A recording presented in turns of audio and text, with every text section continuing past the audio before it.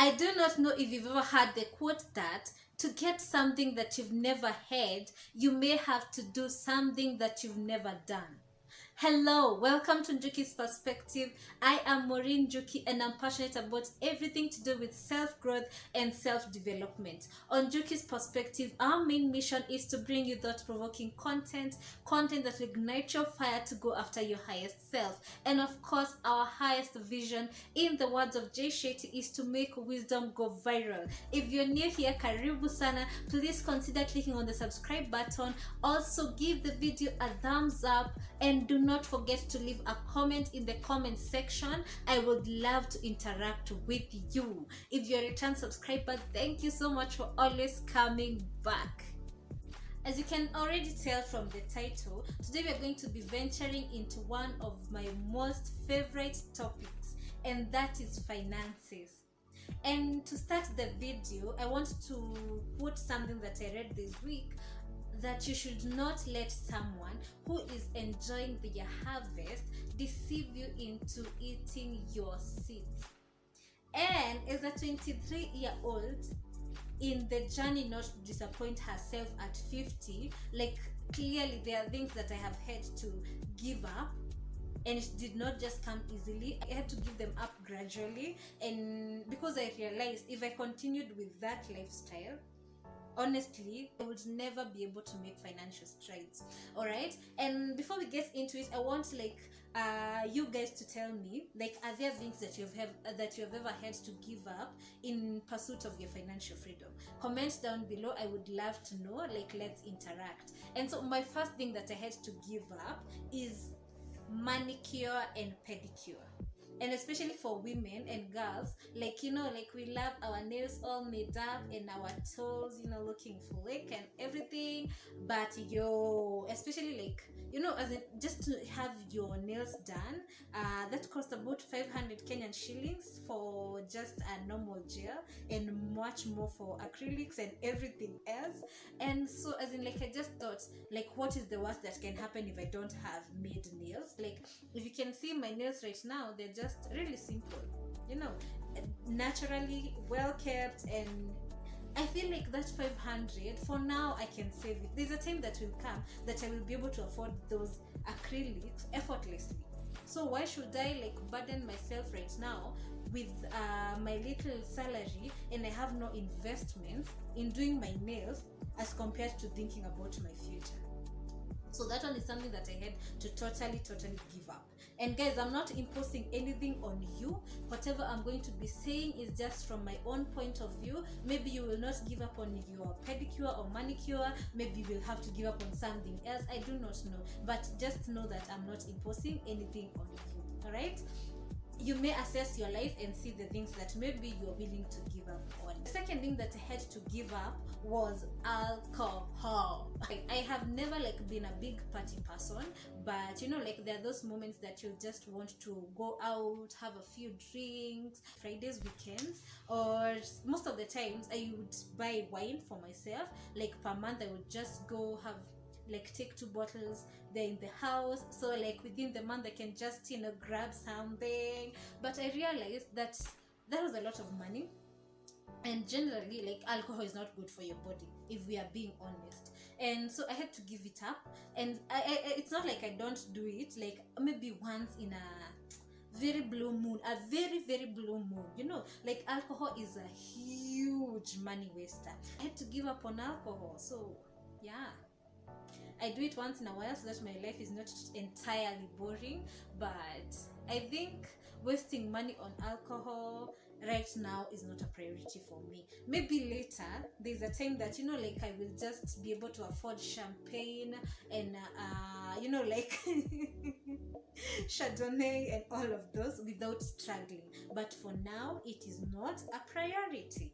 The third thing that I had to give up is buying items on sale. Don't come for me. I know this is a very controversial point, because items on sale are cheaper. Why would you not want to save money by buying items on sale? But I only buy items on sale when I have wanted to budget for them, like when I have budgeted for them. Okay, and so like for example, if there's an electronic that I need in the house, I might save up for Black Friday, such that during Black Friday the items are much cheaper. I can buy them then and save. But I no longer, like those times when you walk into a store and find like they have 50% discount and you're like, oh my god, like I have to get them, but you had entirely not budgeted for them, like it's just out of the winds. Like that one I do not do. Like I won't buy something just because it's on sale unless I have budgeted for it. And I think that's a great tip, because sometimes those items are not really on sale, they are on sale. So they will deceive you into believing that that item would have costed you 1,000 had you bought it on the marked price, and then now they are selling it to you at 800, but actually the item goes for 800, but they know it's a sale tactic, as in like sometimes those items that's their marked price, but they want them to sell out, and they know like the nature of human beings, they will buy when they see it's on sale. Tell me in the comment section, do you agree on the point that I've made, as in like sometimes stores will like say that items are on sale just to sell out their products? Comment down below, let me know. Another thing that I stopped doing is thrifting. I used to be addicted to thrifting. As in like I would always say that, like there are cheaper things. I mean, like if I go to the market and I find some top that is being sold for 100 shillings, I mean, it's just 100 shillings. But hey, like the smallest leaks in a ship can make it sink, and so I stopped like thrifting unless again I have budgeted for it. And on the other side, I also like adopted this minimalism lifestyle, and so I would really prefer to have something of high quality other than having, like for example, I would prefer to have 2 pairs of high quality pants than having 10 pairs of pants that are of low quality. You know what I mean? And yeah, so I stopped thrifting for that major reason, that it deceives you into believing that you're not using a lot of money, but indeed, like if you calculate like collectively, it's something that won't last maybe very long. And also like like having a lot of stuff and just having clutter in your house. The other thing that I stopped buying is occasion-based outfits.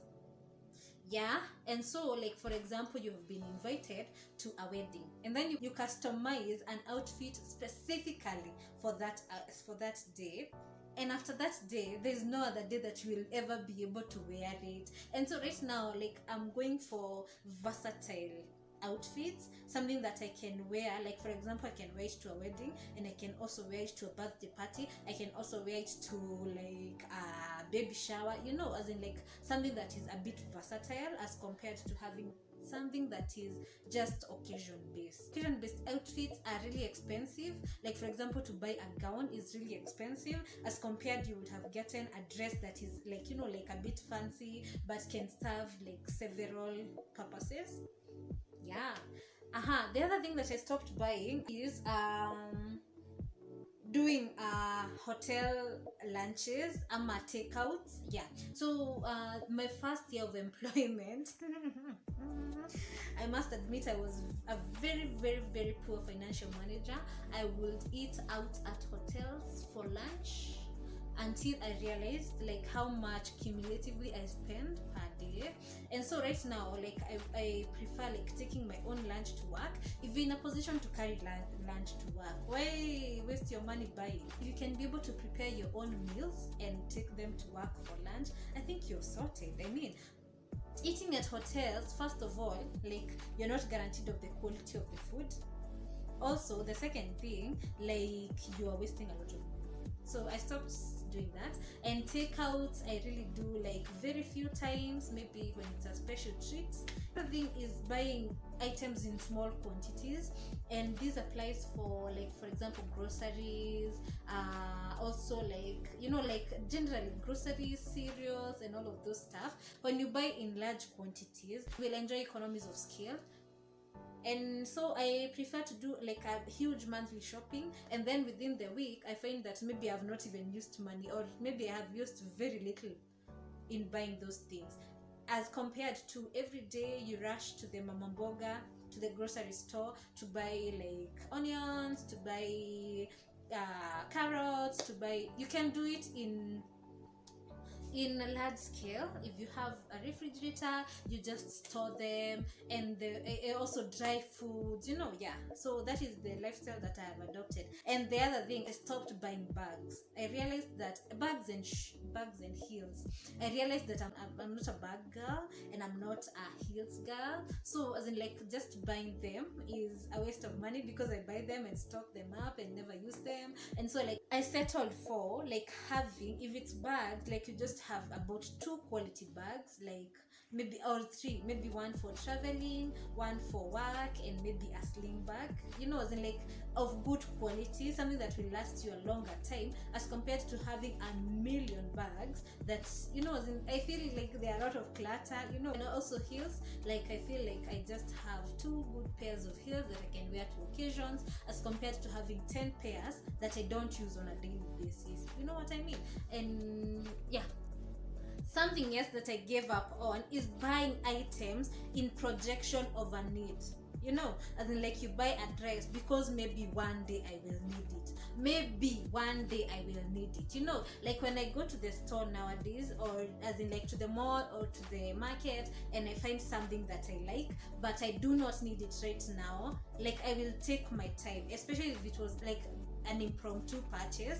I will just go back home, and if I'm still thinking about the same item after some time, I will go back and get it, as in, like, as opposed to just buying things in projection. And especially if you're trying to lead a minimalistic life, you want to avoid all those, like, impromptu purchases, because most of the time that maybe never comes. And something else is, like, try on makeup or beauty products. Like, you just go to the beauty store and buy something that you have not even tried on, and you're just like, let me see if it will work on my skin. We end up, especially ladies, we end up spending a lot of money on that, and on products that we just come home and stack up, and then later we are forced to throw them away because they didn't work on our skin. So right now, I prefer, like, I go to the store, like, if maybe it's makeup, they have those things that, what are they called, the ones that you try on, or they can try and maybe show you the shade